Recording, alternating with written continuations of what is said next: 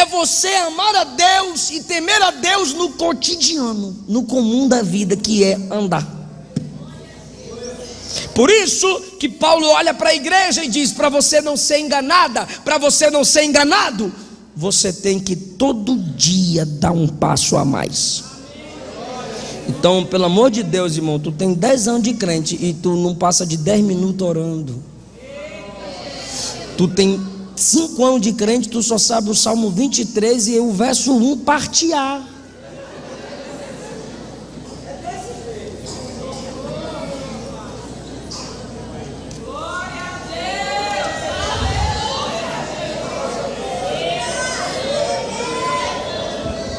Colossenses capítulo 2, leiamos, por favor, a partir do versículo 1, diz assim: eu quero que saibais quão grande combate tenho por vós, pelos que estão em Laodiceia e por quantos não viram o meu rosto em carne, para que os seus corações sejam consolados e estejam unidos em amor e enriquecidos da plenitude da inteligência para conhecimento do mistério de Deus, que é Cristo, pois nele estão escondidos todos os tesouros da sabedoria e da ciência. Digo isto para que ninguém vos engane com palavras persuasivas, porque ainda que esteja ausente quanto ao corpo, contudo em espírito estou convosco, regozijando-me e vendo a vossa ordem e a firmeza da vossa fé em Cristo. Por favor, irmãos, digam ordem e firmeza. Ordem e firmeza. Versículo 6 diz: pois como recebestes o Senhor Jesus Cristo, assim também andai nele. Diga, andai nele. Andai nele. Agora diga, arraigados e edificados nele. Ok.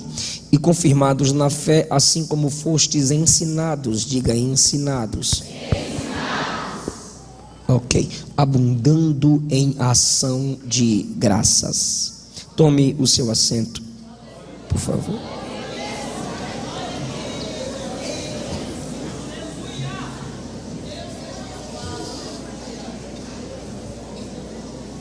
A igreja em Colossos precisava de muitos fortalecimentos. Fortalecimento financeiro, fortalecimento espiritual. Essa igreja, nessa necessidade espiritual, por ser, como já foi dito, pequena e nova, por não ter tido um impacto da presença do apóstolo Paulo, de modo que presencialmente pudessem enxergar as grandezas de Deus através da sabedoria que lhe havia sido dada até o presente momento, pois Paulo está preso. A sabedoria é apresentada a esta igreja como fonte de fortalecimento. A sabedoria é apresentada a esta igreja como uma pessoa. E essa pessoa é Cristo. Cristo é a palavra encarnada. E Paulo exige que eles se desenvolvam pela palavra pregada, lendo a palavra escrita, que é a carta direcionada a eles. Pela palavra encarnada, que é Cristo, pregada na palavra escrita, que é a carta, eles adquiririam fortalecimento intelectual, teológico, logo fortalecimento espiritual contra as sutilezas das sabedorias humanas. Sendo uma igreja formada de pessoas simples, a maioria novos na fé, os falsos mestres estavam pregando culto aos anjos, pregando o misticismo, pregando a volta do hebraísmo, como se fosse necessário praticar os rituais do tabernáculo de Moisés. misturando no culto. E algumas igrejas a gente ainda percebe essa falta de maturidade. Alguns às vezes simplesmente para vender arquinha, vender chofar, vender quipá e um monte de coisa, porque nunca leram a carta aos Hebreus. Pois o escritor aos Hebreus diz que tudo aquilo era sombra, Cristo é a realidade na igreja. Tudo aquilo passou, pois era provisório, Cristo na igreja é para sempre. Houve um tempo na nossa nação onde os anjos eram invocados por demais. A maioria das músicas falava de anjo. Tem anjo aqui, tem anjo lá. Tem uma irmã aí que botou o nome no anjo, não sei o que, Leon Derrar, e plá, plá, plá, plá.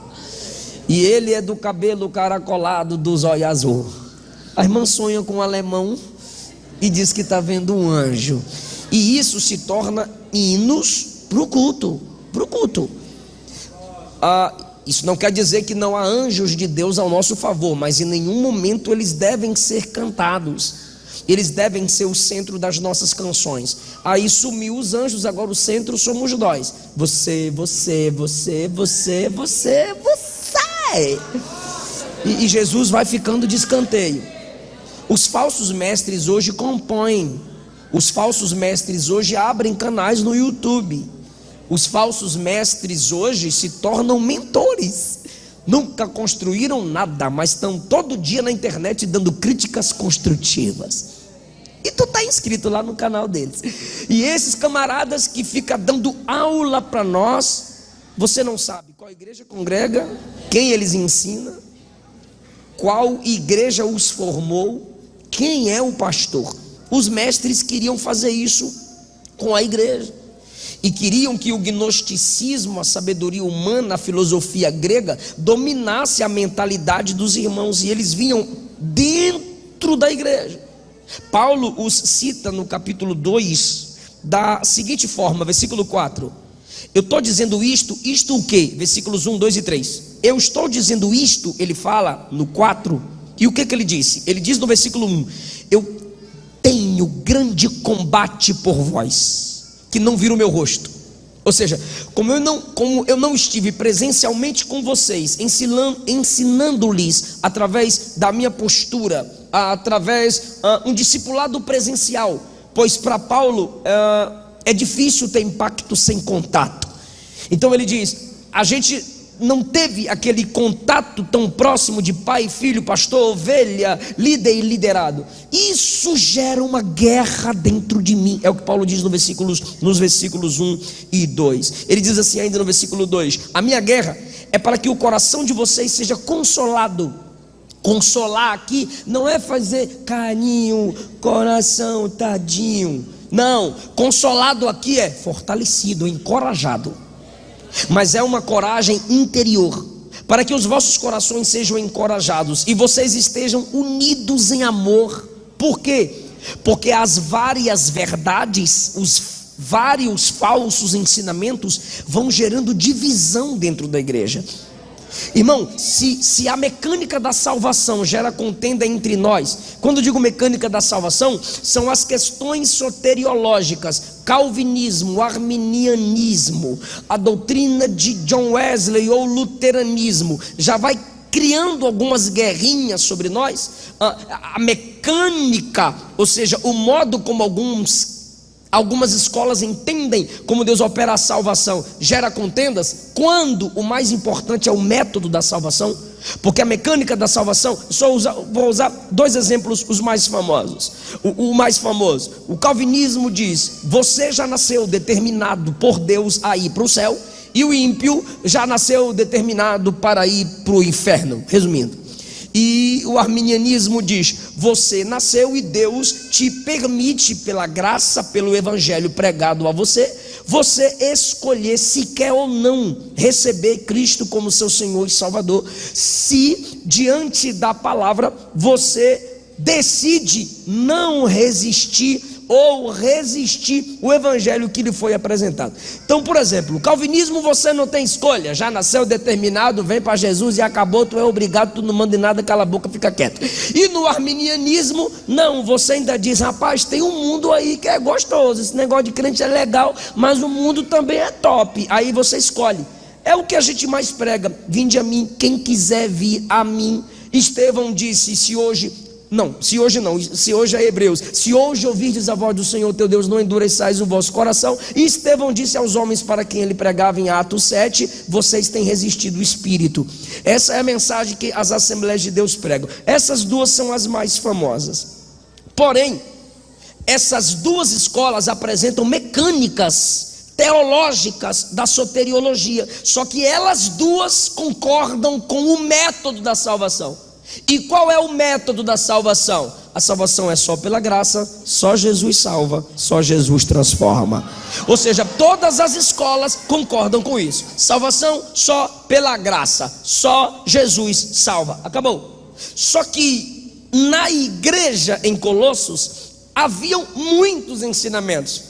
E Paulo diz assim, isso gera um combate em mim para orar por vocês, porque ele está preso, ele não pode chegar lá e mandar os falsos profetas calarem a boca, ele não pode chegar lá na live cara a cara e falar, vai ler Bíblia, abra a Bíblia, não, ele não pode, ele está preso. Como ele está preso, ele diz assim, eu tenho que guerrear orando, ou seja, se eu não posso ir a vocês, a minha oração chega em Deus e Deus chega até vocês. Então ele, a distância, sabe que a ponte que encurta a distância é só a oração, para que os corações de vocês sejam fortalecidos, versículo 2, para que vocês tenham união em amor, porque os vários ensinamentos vão gerando contendas e quebrando a nossa unidade. E ele ora também para que a igreja, versículo 2, seja enriquecida da plenitude da inteligência para conhecimento do mistério de Deus, Cristo. A linguagem de Paulo é muito profunda. Resumindo, o que ele está dizendo é, eu oro para que vocês tenham inteligência espiritual. Eu oro para que vocês tenham inteligência bíblica. Eu oro para que vocês tenham inteligência bíblica cristocêntrica. Por quê? Porque ele diz assim no versículo 2, enriquecidos da plenitude da inteligência. Paulo, plenitude de inteligência para quê? Para o conhecimento do mistério de Deus. Tá, Paulo, eu tenho que ter inteligência para conhecer o mistério de Deus. Aí Paulo, o mistério é forte. E que mistério é esse, Paulo? Ele diz, Cristo. Ou seja, ele está dizendo, se você quer ter profundidade teológica, busque conhecer Cristo. É o que Pedro escreveu, crescei na graça e no conhecimento do nosso Senhor e Salvador Jesus Cristo. Todo conhecimento teológico que tivermos, e quando eu digo conhecimento teológico, quando você está na escola dominical, você está fazendo teologia. Quando você está lendo a Bíblia em casa lá de tardezinha ou de manhã, você está fazendo teologia. Todo mundo é teólogo, não sei se é todo mundo bom teólogo, mas que está fazendo teologia, tá. Agora, se isso te afasta de Cristo, cuidado com esse tipo de inteligência.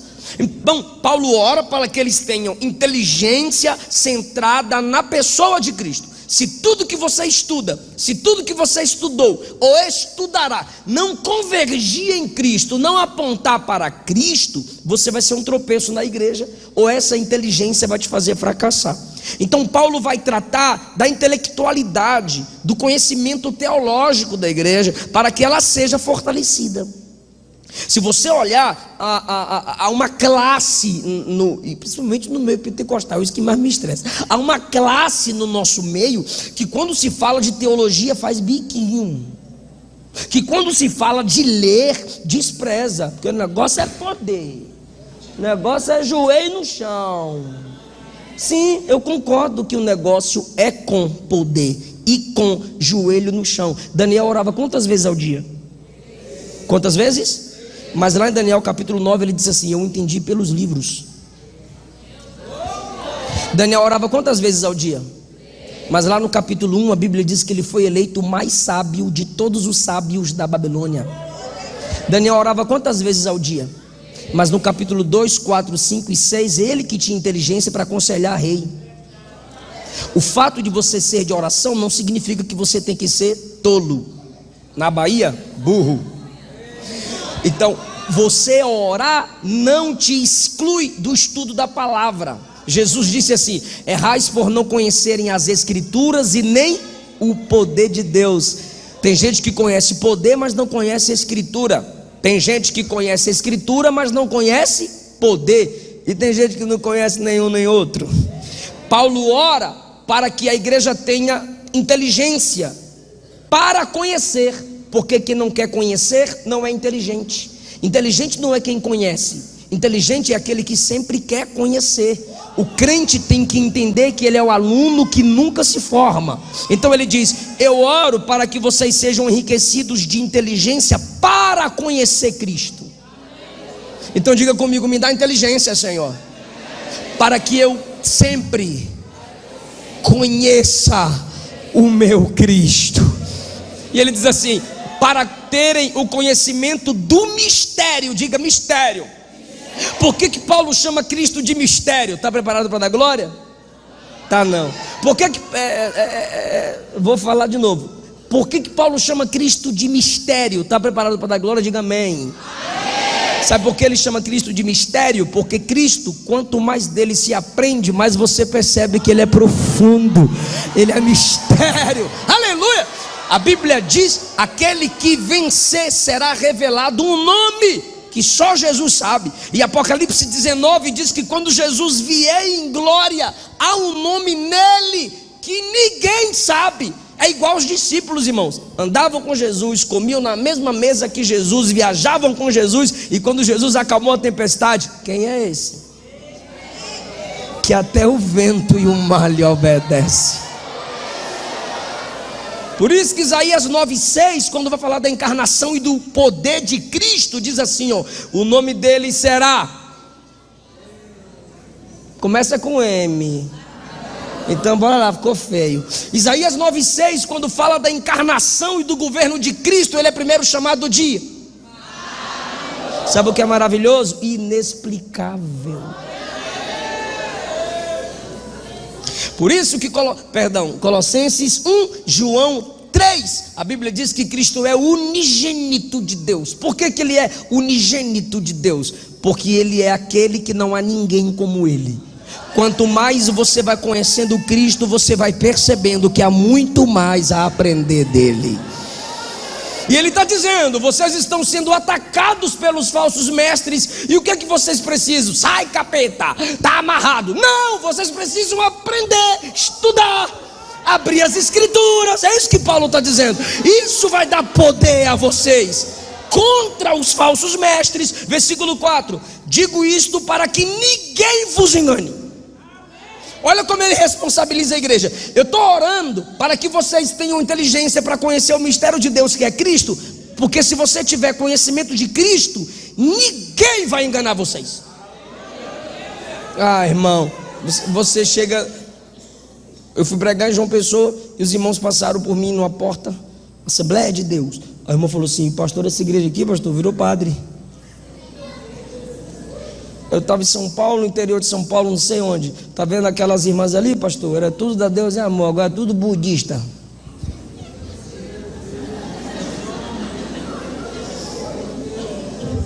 É assim, né? Isso aqui é outra. Nunca conheceu Cristo. Para que ninguém vos engane. Eu estou falando isso, eu estou conjecturando. Eu, Paulo, vocês, os irmãos de Colosso. Eu estou falando isso para que ninguém engane vocês. Sabe o que Paulo está dizendo? Depois que eu falo, a responsabilidade é de vocês, não é mais minha. Eu já falei que vocês têm que aprender. Se vocês não quiserem aprender, vocês serão enganados. É o que Paulo fala no versículo 4: para que ninguém vos engane com palavras persuasivas. Sabe o que é isso, irmão? Palavra de persuasão são técnicas que os coaches usam, são técnicas que a maioria dos falsos mestres usam. A maioria dos falsos mestres tem voz mansa. A vozinha deles é o sibilar da serpente no Éden.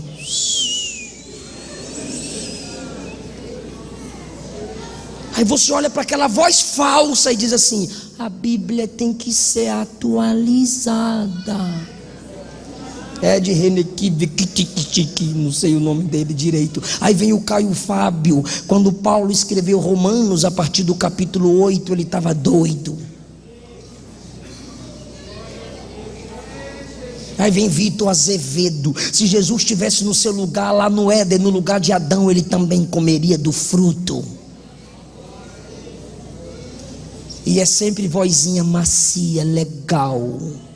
Eu prefiro a ferida da verdade do que o beijo da mentira. Essas palavrinhas é para aquele tipo de crente que é bebezinho, que pensa que Jesus é babá e que igreja é berçário. Mas preste atenção do que Paulo vai chamar a igreja. Eu estou falando isso para que vocês não sejam enganados por essas palavras de persuasão. 5, porque ainda que eu esteja ausente no corpo, em espírito eu estou com vocês. Como é que Paulo está presente com a igreja em espírito? Ele está dizendo o mesmo Espírito Santo que está aí com vocês, está aqui dentro na prisão, em meu interior. E eu sinto isso. Olha o que ele diz assim: eu me regozijo, pois eu vejo, primeiro, a vossa ordem e a vossa firmeza. Lembra que eu pedi para você repetir isso? É agora que a gente entra nos tópicos da mensagem. Diga: ordem e firmeza. Por que eu não posso sair não, né? Tem umas igrejas que brigam. O cara tá filmando: vem para cá, pastor. Porque tem gente que não me vê, só me vê por lá. Olha lá, ó, parece que é grande. Eu tenho que ficar aqui. Então, ordem e firmeza. Por que Paulo usa a expressão ordem e firmeza? Porque a igreja é um exército. Paulo está tratando a igreja como se ele fosse um general e a igreja fosse o exército. Então o general está dizendo: ordem. Aí os camaradas: aí ele diz: firmeza, avante. E a igreja vai avançando com ordem e firmeza. Ordem, é isso que é a igreja. Então eu vou repetir: igreja não é berçário para você ficar dizendo ninguém tem pena de mim. Aqui é quartel general. Pega a sua arma, se capacite e lute.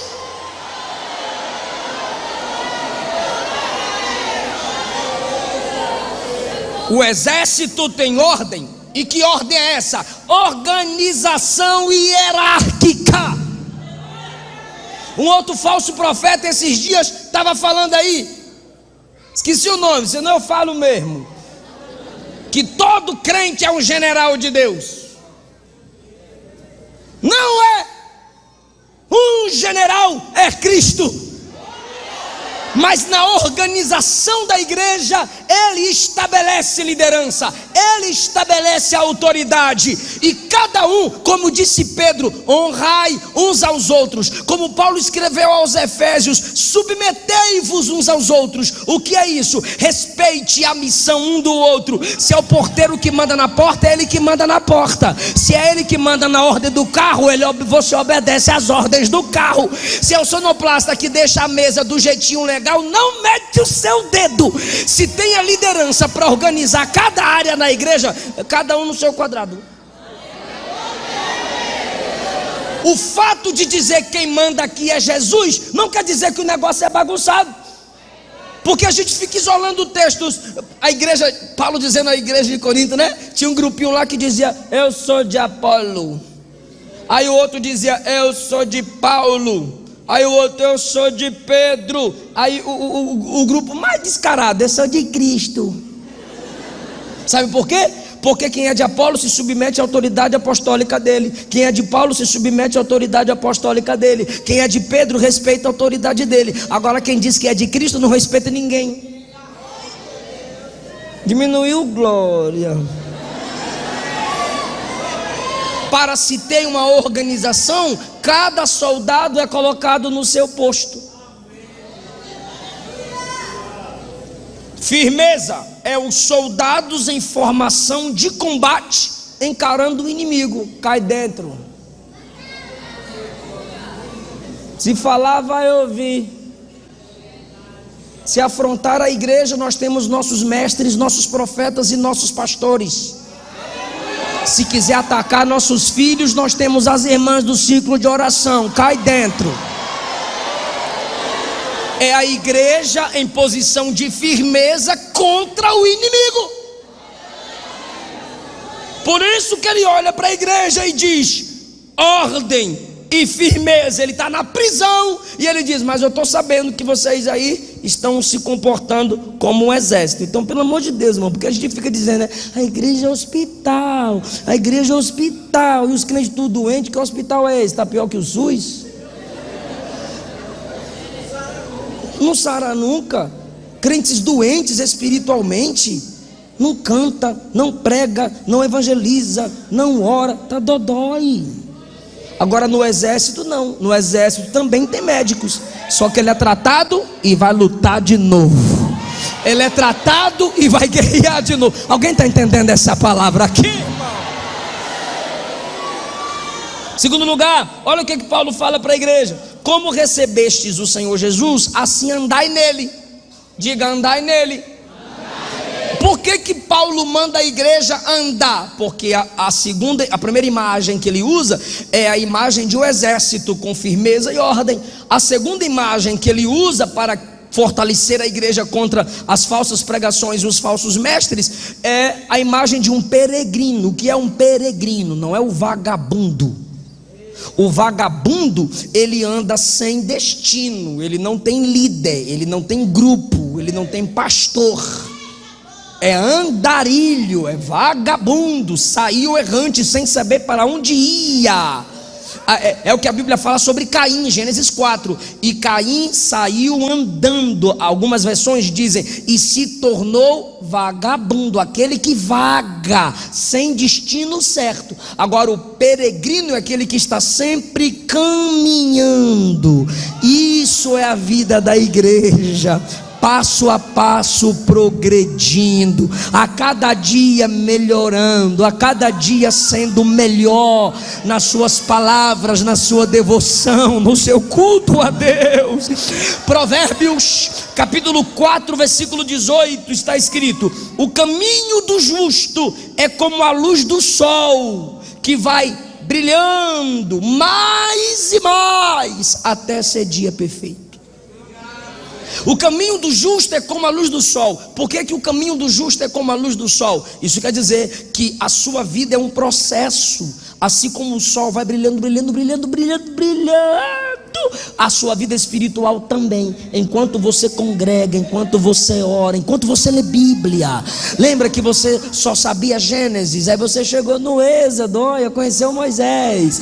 Aí você está lendo e chega lá em Levítico. Aí tem hora que tu quer parar de ler Levítico por causa de tanto sangue, tanta morte, né? É, pastor, muita morte é o pecado. Aí você chega em Números e vai conhecendo mais. Chega em Deuteronômio, repete tudo. Para quê? Para você não esquecer. E você vai caminhando. Daqui a pouco tu está lá no Apocalipse. E quando você chega no Apocalipse, você diz assim: Deus fez tudo perfeito. Aí depois o diabo e o homem estragaram tudo. Mas o Apocalipse está dizendo que Deus está no controle, e um dia tudo volta a ser perfeito. A gente vai crescendo enquanto a gente caminha no desenvolvimento bíblico.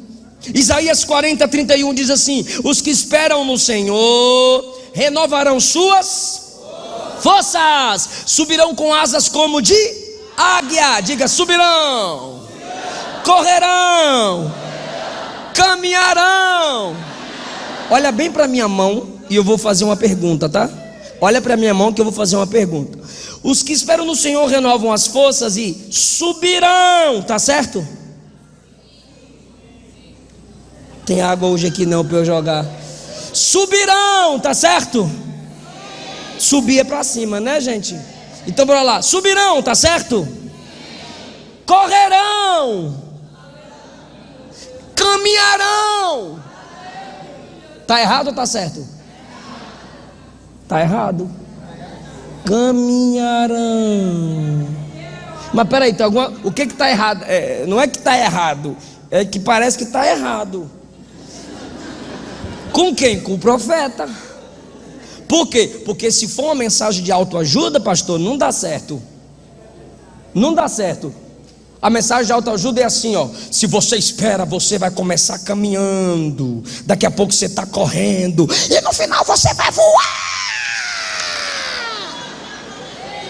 Ou aí todo mundo quer, irmão, caminhar, correr e voar, porque ninguém cresce de vez. Só olha para o texto: quem espera em Deus sobe, opa, voa, olha eu nas alturas.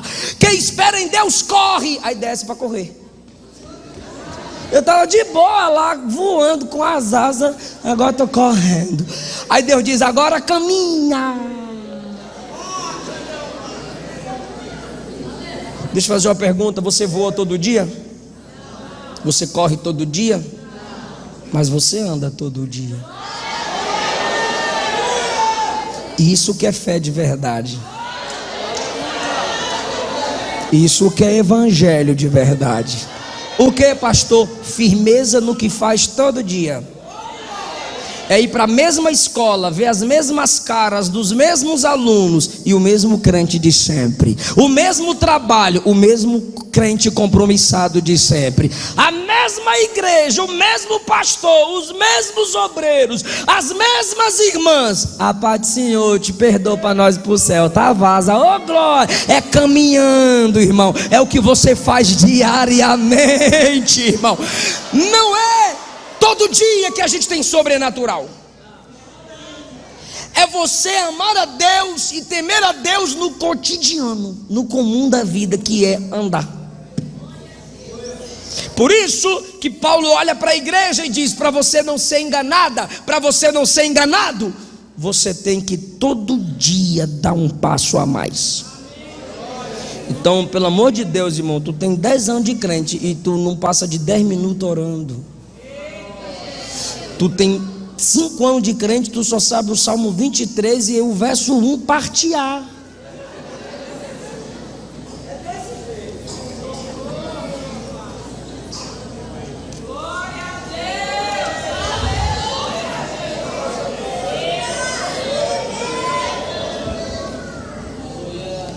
Hebreus capítulo 6.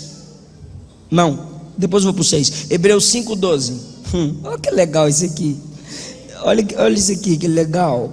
Hebreus 5:12. Vocês já deviam ser mestres pelo tempo que tem de crente, mas agora vocês ainda necessitam de que se vos torne a ensinar os primeiros rudimentos da palavra de Deus.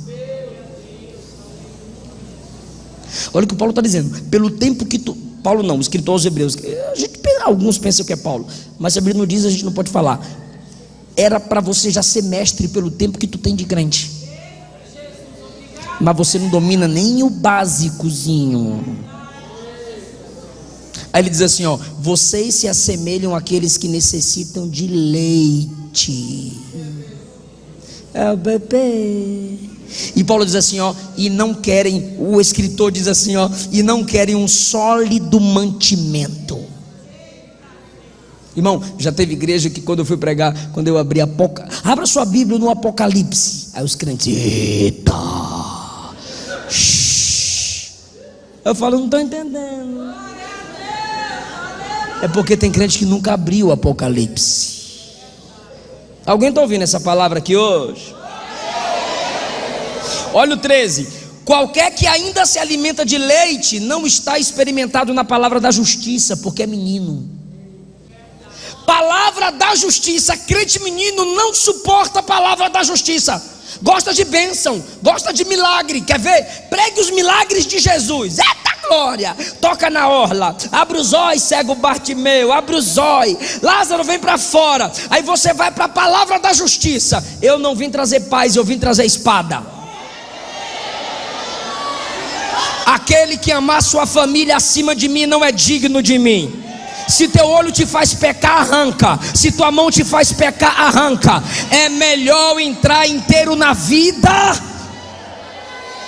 É melhor entrar faltando um membro do corpo na vida do que ser lançado inteiro no inferno. Quem disse isso? Jesus, o amor. Mas se pregar a palavra da justiça, escandaliza. Por quê? Porque são meninos. Agora olha o que ele diz no 14: Mas o mantimento sólido, a palavra mais profunda, ou seja, a pregação baseada nas cartas. E as irmãs aqui são para frente, né? Escolheram um tema nas cartas de Paulo. Vocês são ousadas. Eita glória!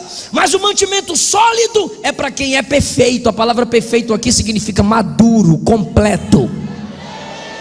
Ou seja, é um tipo de gente que diz: prega, irmão, prega contra o pecado, prega o arrependimento, prega o céu, prega inferno para nós, prega a santidade. Ou seja, é gente que está caminhando e se desenvolvendo. Por quê? Porque quem caminha chega mais longe. É passo a passo.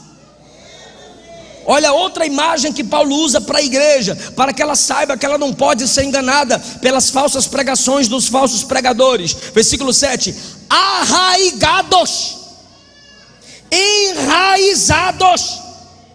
De qual imagem ele está trazendo uma lição para a igreja? Da agricultura. Ele está dizendo: se você tem raiz, você é uma árvore. Sejam árvores. Versículo de número 7: enraizados, raízes aprofundadas em alguém. Esse alguém é Cristo. Então, o justo nunca na Bíblia, o justo é chamado de erva. Os ímpios, a Bíblia diz que são como ervas. Ezequiel 2 diz que os ímpios são espinhos e cardos, que só servem para o fogo, o inferno. Mas os crentes são chamados de árvores. Por que crente não é chamado de erva? Porque ervas não têm raízes. As ervas são levadas pelos ventos. E Efésios 4,14, Paulo diz que a igreja tem que ter cuidado para não ser levada pelos ventos de doutrinas. O que é doutrina? Ensinos. Quem não tem raiz, qualquer novidade antibíblica e não cristocêntrica o atrai. Só que tem um outro tipo de crente. Ele até não se considera erva, ele até se considera árvore. Mas em um ano só, ele já congregou em 10 igrejas. São árvores transplantadas, que sempre olha para o terreno e culpa o terreno pela sua falta de crescimento. Não cuidou de mim, não acreditou em mim, não colocou a mão em eu, não citou meu nome, não me deu cargo, não me aplaudiu. Aí vai mudando, e muda. Sai da Assembleia, vai para a Batista, sai da Batista, vai para a Universal, sai da Universal, vai para a Católica, vai parar no inferno.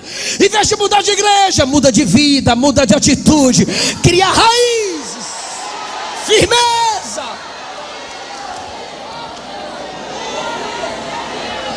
Árvores criam raízes que lhes dá firmeza, identidade. Olhe para a Bíblia, diga: a Bíblia é a história de Deus que começa e termina com árvores.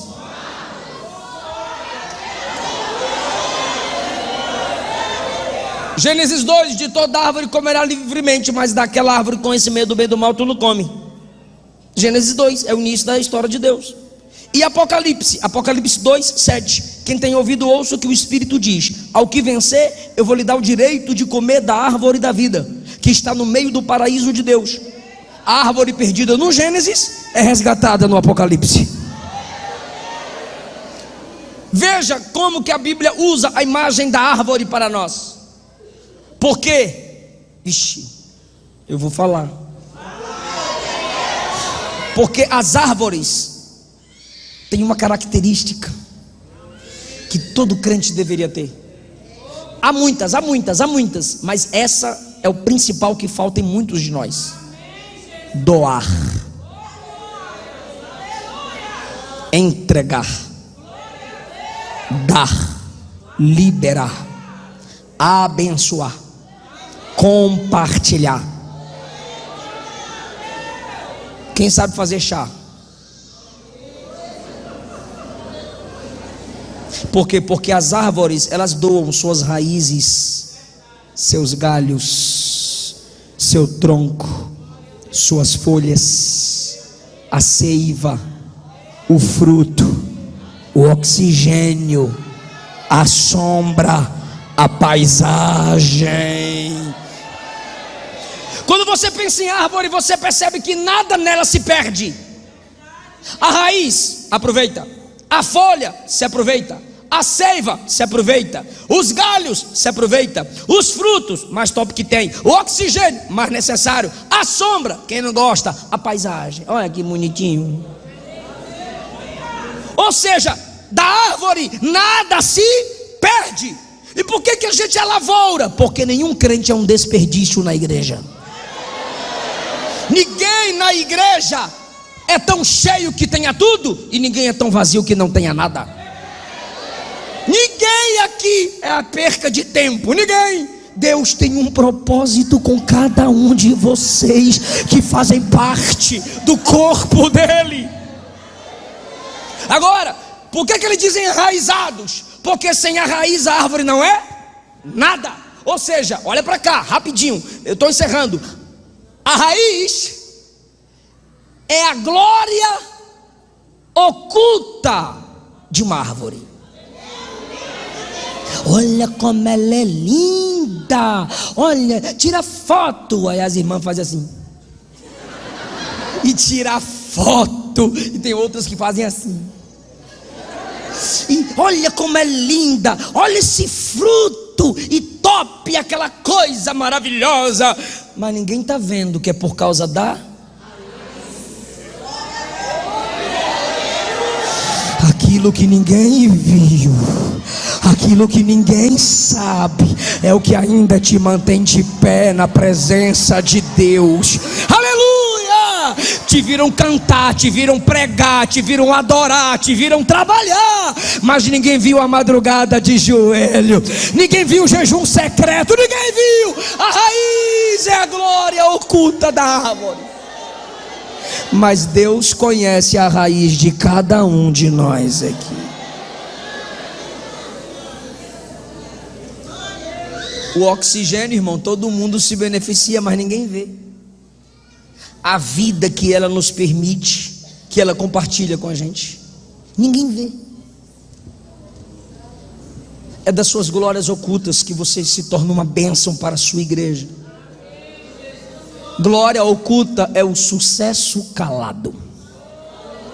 É quando você não precisa provar. Você é discernida. Você é discernido.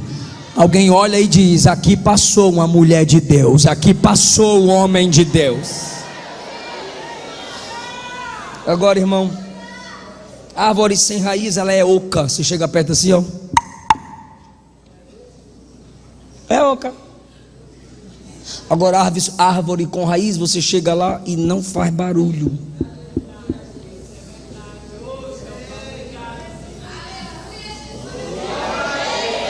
Ela tem profundidade. Se falarmos menos, Deus falará mais. Se lutarmos menos com nossas forças, mais o poder do Senhor se aperfeiçoará. Pastor, o que é árvore oca então?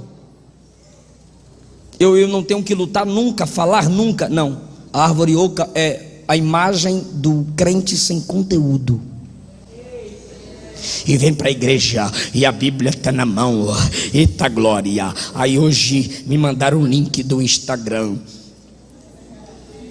Oh, raiva. O cara, um pai de família, 2 filhos.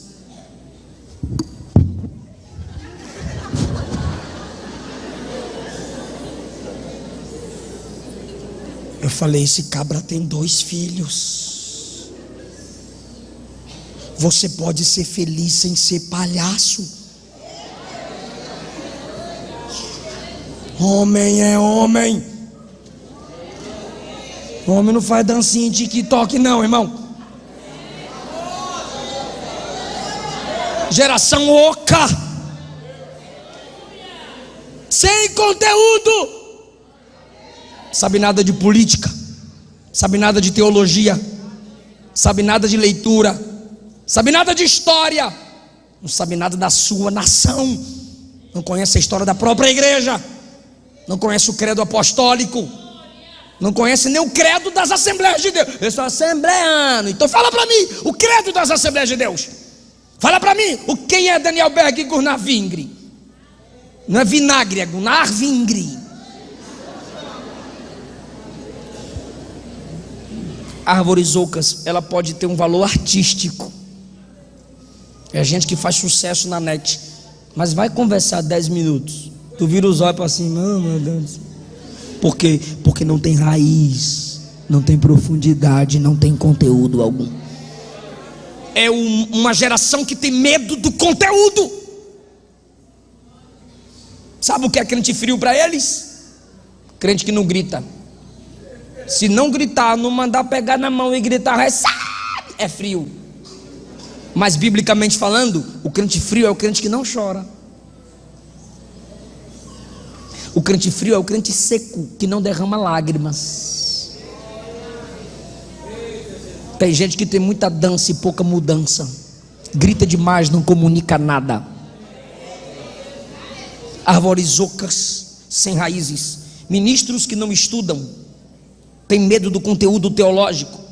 Equipes de louvor, tem muita melodia para falar de Deus, mas não tem nenhuma conexão com Deus. E como é que se tem conexão com Deus? Descendo, orando, se aprofundando. Raízes não são para cima, raízes são para baixo. Ou se humilha para orar e jejuar para ser cheio de Deus, ou nunca terá nada de Deus para compartilhar com a igreja. Pastor, olha esse último tópico agora. Arraigados e edificados nele, é o penúltimo. Edificados, me ajude, diga edificados. O que é essa imagem de edificação? Construção. Se na árvore é preciso ter quantidade, porque a árvore é valorizada pela quantidade daquilo que ela doa. Os galhos, as raízes, os frutos, as folhas, as árvores doam. Então para com esse negócio. Meu irmão estava virando desigrejado, era o baterista da igreja. Aí eu cheguei na ceia, a bateria ia vazia, mandei a foto da bateria para ele. Aí ele respondeu assim: só lembrou de mim pelo que eu faço. Eu falei: tu quer ser lembrado pelo quê? Eu sei que a resposta é automática. Pelo que eu sou. Aí eu falei: baterista. Irmão, não foge. O que você é está atrelado ao que você faz. Se você nada faz, nenhuma falta você faz. Árvore doa. Alguém aqui já comeu um fruto de uma árvore? Já? Já? Não minta não. Qual foi o dia que tu chegou e disse: obrigado, viu? Obrigado, você é uma benção. Muito obrigado. Tu elogia o fruto, o benefício, mas ela nunca. E por que todo mundo tem que te aplaudir, te agradecer e te citar? Árvores continuam servindo mesmo sem que ninguém agradeça. Por quê, pastor? É a natureza dela doar, é a natureza dela ajudar, é a natureza dela abençoar. Alguém já olhou para você e disse: eu não faria nunca mais, eu não ajudaria nunca mais. E você diz: eu não consigo, eu tenho a natureza de Deus, está impregnada em mim. É melhor dar do que receber. Foi Jesus quem disse. Até agora eu não pedi para tu dar glória a Deus não, tá? Quer dizer, eu pedi uma vez, vou pedir outra. Quem está entendendo a palavra, diga glória a Deus. Se quando ele usa a imagem da árvore, ele está dizendo que a igreja tem que ter quantidade. Quando ele usa a imagem da edificação, ele está dizendo que a igreja tem que ter qualidade. Então cuidado com o tipo de qualidade do material com o qual você constrói a sua vida. Cuidado com o que você assiste. Não é para você jogar a televisão fora, é qualidade, conteúdo de qualidade. Cuidado com as pessoas que você segue. Tem que ser gente que te ofereça conteúdo de qualidade, o livro que você lê, o pregador que você escuta, a igreja que você congrega, tudo aquilo que você assimila são materiais para a sua construção.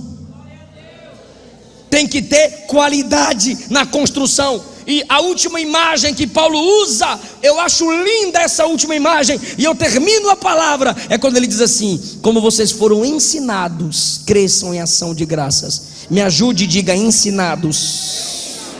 Galeria, diga ensinados. Por que Paulo diz assim, vocês foram ensinados? O que é o ensino? Uma doutrina, um conteúdo. Ele está chamando a igreja de escola. Paulo é o pastor, é o professor. Cada crente é um aluno. E a igreja é uma escola. A igreja existe para ensinar. Você tem que cantar para ensinar. Então olha bem a letra da música que você canta. A igreja é uma escola. Olha esses textos que eu vou usar para vocês agora. Mateus 11:29. Tomai sobre vós o meu jugo e aprendei de mim. Lucas 12:11. Quando na perseguição vos conduzirem aos magistrados e às autoridades, não estejais ansiosos de como a vez de respondê-los, nem do que a vez de dizer, porque na mesma hora, na perseguição, o Espírito Santo vos ensinará o que falareis.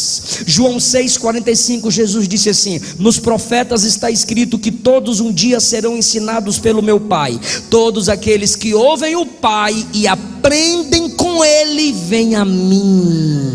A igreja é um povo que aprende. 1 Coríntios 11:23, todo mundo sabe: porque eu recebi do Senhor o que também vos ensinei.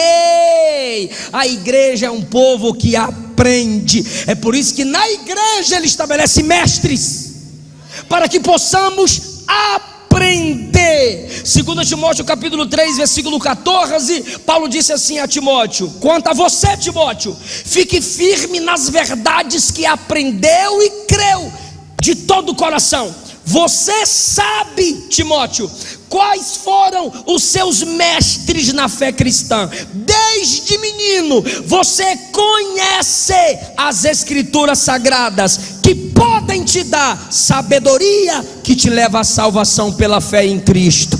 Aí no versículo 16, eu já fechei a Bíblia, Paulo conclui: pois, Timóteo, toda a escritura é inspirada por Deus e útil para ensinar a verdade, condenar o erro, corrigir as faltas e ensinar a maneira correta de se viver. Quem é aluno de Jesus aqui?